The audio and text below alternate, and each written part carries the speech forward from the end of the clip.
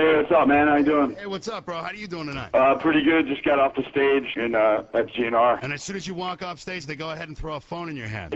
Those record bastards. So let me ask you, Jess, because this is the first time that we've talked and all that stuff, and I've seen the DVDs and all that stuff. How is it that a punk group like CKY, or however you want to classify yourself, because I hate classifications, how is it that a group of guys who, you know, have this reputation kind of, you know, not digging the interview thing and, you know, all the different entrappings or whatnot, the shallow endorsements that people want to throw at you when you're in a band, how is it that a band that shuns that other stuff ends up on the Guns N' Roses tour, like, you know, the biggest event happening this decade? Yeah, you know, it's funny. We didn't even find out about it until about 2 days before the first show. For real? Yeah, we're on tour. We're going to one of our shows in California, and we just got the call, and Axl just picked us out of nowhere out of about 10 or 20 bands. No sh**. So, yeah, we just had to, like, you know, stop whatever we were doing and just drive all the way up to Vancouver. Because as it happened, as a matter of fact, the CD fell in my lap about a week before that. And I'm listening to it, and the way I always listen to music is, like, if I can put it in my CD player and run around and do other and it doesn't annoy me, then that's how I figure out whether or not I like something or whatever.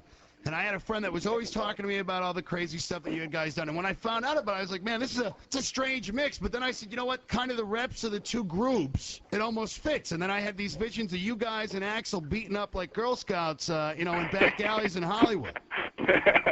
But it really just kind of happened by chance then. It's crazy. Like, I had no idea that Axl, like, knew us or heard us or anything. And he just picked us on the tour. And we're... What a big opportunity for you guys. Definitely. And just the war stories that come out of something like that alone are worthwhile for it. You know what I mean? Who cares if you sell a single record or whatever? You went out with Axl Rose on the first tour back, and you guys, you know, messed it up and back. Definitely, man. It's worth just talking. So you get the phone call by chance. You guys are out on the road anyways. You got to drive all night to get up to Vancouver. You're sleeping that day or whatever. You wake up in the afternoon in Vancouver. 4 hours later, there's a riot. Yeah. Where were you and what were you thinking, man? Well, we were about to go on. Yeah. And about 5 minutes before we went on, that's when the show, like, got canceled. And then we were just in there, and we heard, like, windows breaking and stuff. Wow. And it was just crazy. And we went outside, and every door and window was just smashed by the fans, and police had pepper spray and dogs and shit. It was crazy. I heard it turned out to be a pretty bloody-like thing. Yeah, it was pretty gnarly. Was it nuts for you guys too? You're like, holy shit, life is moving fast. Here we are. You know, we get the phone call 2 days before. Now we're opening for Guns N' Roses. Now we're up here. The whole world is watching, and they riot again. Yeah, man, it was insane. That's got to be completely nuts, man. Yeah, cops were no mercy at all, dude. They were just beating people down like no, you know, if they were down on the ground, they were still beating away, you know? Really? Yeah, it got pretty gory. Do you think that the cops up there are pissed off about the new band alignment or anything like that? I don't know what it was, man, but they had some vengeance behind that. Yeah, you know what I mean? Visions of Montreal coming back to them. You guys screwed us the first time. Now it's payback. It's got to be scary, man, as a fan just coming up there to check it out. Yeah, man. We went out and filmed some of it, and, you know, it just got crazy. The cops weren't taking, you know, they just weren't hearing it.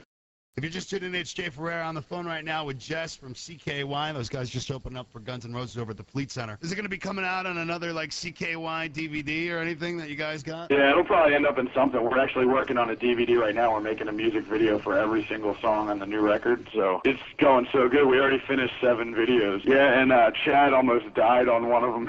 What did you do? Well, we're filming. We're kind of like in this cornfield, and it was kind of like a horror movie kind of deal we were doing. Okay. And we hung Chad from a noose. We hired some guy, and, you know, we were kind of working on a tight budget, so we just hired some guy, and he rigged, like, a ghetto harness kind of deal. So you rigged, like, a harness to save his life with some guy that you got at the absolute lowest bidding cost. Yeah, this guy, I mean, he had no idea what he was doing, obviously. So Chad's up there, and, you know, a couple seconds go by, and then he just passes out completely, and there was no air getting to it. And we didn't even know if he was just faking it or what, you know? Well, given the things that you guys have done in the past, I mean, what's to say? When do you really cry wolf? When's it real? Seriously. So he's, like, flailing around, and we're like, okay, cool, Chad. Oh, awesome. You know, getting into it for the good of the film. And then we're like, okay, something's wrong here. So we got... You pull up on some guy's property. Listen, man, we're going to be doing this integrated stunt. We want to we want to hang him. We don't have a lot. What can you offer us? Well, this is my gene-deficient cousin I have here. He's going to come out here. If you give him 3 cans of Schlitz and a half a pack of Marlboro Lights, he'll set up a harness. That's pretty much, I think that's what we paid him, actually. Man, that sounds up right there. Well, sometimes you just got to do what you got to do, man, for the good of the film, you know? I understand. What was the first thing that you guys ever filmed that you were like, yo, this is up, we got to do more of this stuff? Man, I don't know. I think in Iceland, when we went to Iceland, that was crazy. We just had the best time. But we're like, all right, this is, we got to keep doing this. Doesn't it seem strange, too? It's like, you know what, all this crazy that you do, people love it more and more and more, and now it's paying your bills. Yeah, man, it's crazy the way it works out, Those videos are just us hanging out, having a good time, Yeah, totally. And then it turns out to be like this thing that puts, bread in the cabinets, and everybody talks about it wherever you go. Yeah, definitely. And now it seems like the albums are actually outselling the videos, so the band's getting big, and it's just great to hit it from all different angles, We do a lot of stunt stuff at night here, actually, during the show, dirty, whatever. And it seems like, at first I did it, let's just do this will be crazy. Then after a while it turned into, let's see what we can get these people to do, maybe I'll jump in. Now really, we're at the point where we're just kind of doing things to see what we can get away with having people do.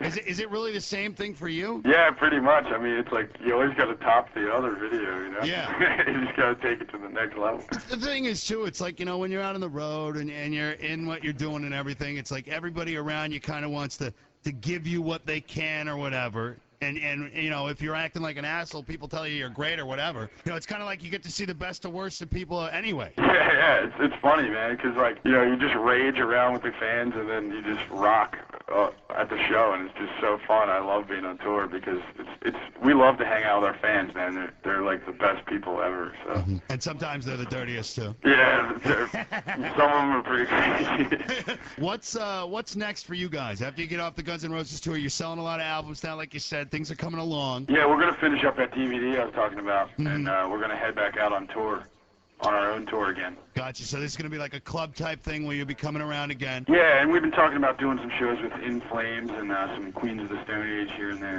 We're going to just bounce around and tour. We need to get over to Europe really bad. Do you think that people are now starting to get more of a handle what CKY is about and, what's going on with you guys?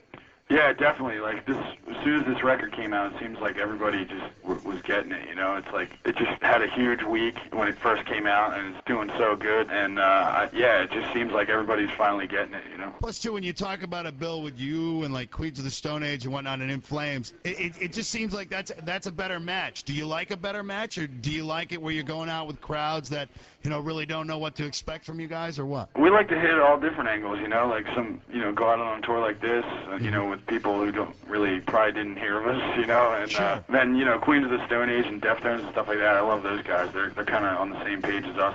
They're just doing what they do, They're not really trying to follow any trends or anything. They just make rock music the way they want to, and that's kind of how we do it. So I think that'll be an awesome tour, us and them. Yeah, that's a rock and roll show right there. And that's you letting a little cat out of the bag too, because there's no talk about Deftones, their action yet. Yeah, we toured with Deftones earlier, man. Those guys are awesome, and I'm really looking forward to their new record. And Chino always calls us the future of music and stuff, so that's it's cool. He knows what's up, I've smoked with him, and he's got the best stuff around, man. Oh yeah, I believe it, dude. One time Steve pulled it out, bro. 2 hours later, I was still like, that wasn't weed, man. You guys are making videos everywhere you go, all the time, I would imagine. Yeah, we're always working, dude. We're always doing something. Have you guys been around with Buckethead at all? Have you had a good time hanging out with him and Brain and whatnot? Yeah, dude, those guys are great. It's funny because Bucket never takes the mask off. Even backstage, sound check, he's kicking it with the mask on at all times. It's awesome. Yeah, I was reading the story about how that all came together. I'm like, nobody's that shy, dude. This guy's just tweaked, man. Yeah, he's an incredible guitar player, man. I've never seen anybody play like that. It's insane. Yeah. And it just seems too like when you got that mask, you can get away with all sorts of other stuff too. Oh, definitely. Like he doesn't have to have any conscience if he's on your DVDs with a mask on. Yeah. It's kind of how like schizophrenia starts, I would imagine. Oh yeah. Jess, really good to talk to you, man. Thanks for taking the time to give me a ring right after you got off stage. Right on. Go party like a rock star. Tell all the guys I said hello, and I'll see you soon, man. I'll do that, man. Take it easy, Take bro. it easy. Jess on the phone from CKY. It's WAAF.